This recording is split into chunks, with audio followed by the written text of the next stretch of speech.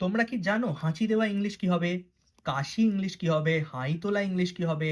ব্যথায় গোঙানোর ইংলিশ কি হবে? বা আঙুলে টোকা দেওয়া বা তুড়ি মারার ইংলিশ কি হবে? তো চলো আজকে শিখে নিই এই ধরনের শব্দগুলোকে আমরা ইংলিশে কি বলতে পারি। তো দেখো, ইংলিশে এরকম যদি হাঁচি দেওয়া থাকে তাহলে ইংলিশে আমরা বলবো স্নিজিং। যদি হাঁচি দেওয়া থাকে তাহলে আমরা ইংলিশে কি বলছি? স্নিজিং।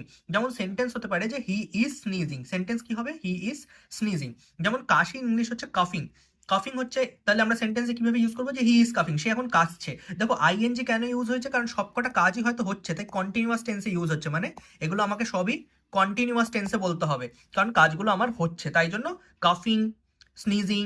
এবং হাই তোলার ক্ষেত্রেও তুমি দেখো যে আমি লিখেছি ইয়নিং। ইয়ন কথার অর্থ হচ্ছে হাই তোলা, তাহলে ইয়নিং মানে সে হাই তুলছে, হি ইজ ইয়নিং। বা নাক ডাকার ক্ষেত্রে স্নোরিং, যে সে এখন নাক ডাকছে, তাহলে হি ইজ স্নোরিং। ব্যথায় গোঙানো মানে সে ব্যথায় গোঙাচ্ছে, তার মানে গ্রোন হবে, সেখান থেকে হয়েছে গ্রোনিং। ঠিক আছে, সবেতে আইএনজি লেগেছে যে he is growing with pain, হবে গ্রোন। আমি আইএনজি কেন দিয়েছি? যে সে এখন হয়তো করছে, তাই জন্য আমি বোঝানোর জন্য আইএনজি ইউজ করেছি যে he is growing with pain. আচ্ছা, আঙুলে টোকা দেওয়া বা তুড়ি মারা, সেটার ক্ষেত্রে কি হবে? Snapping the finger. Snapping the fingers মানে হচ্ছে তুড়ি মারা, তাহলে he is snapping his finger, সে তাহলে এখন তুড়ি মারছে। ঠিক আছে, যদি এরকম থাকে যে আঙুল মোটকানো বা গাঁট ফাটানো, তাহলে কি হবে? Cracking the knuckles. Cracking the knuckles মানে হচ্ছে আঙুল মোটকানো বা আঙুল ফাটানো বা গাঁট ফাটানো, এটা তুমি বলতে পারো যে you are cracking your knuckles.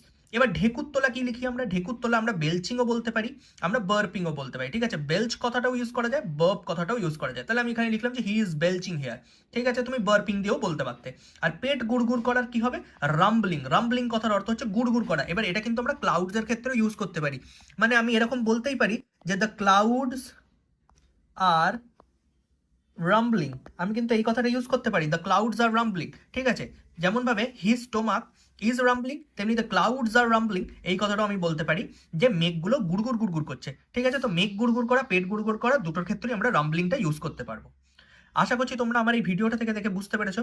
এই নাম্বারটাতে তোমরা যোগাযোগ করতে পারবে, এখানে দেখো পুরো ডিটেলস আমার দেওয়া আছে, এখানে তোমরা হোয়াটসঅ্যাপ করতে পারবে যদি তোমরা স্পোকেন বা ফান্ডামেন্টাল ইংলিশের ক্লাস আমার থেকে নিতে চাও।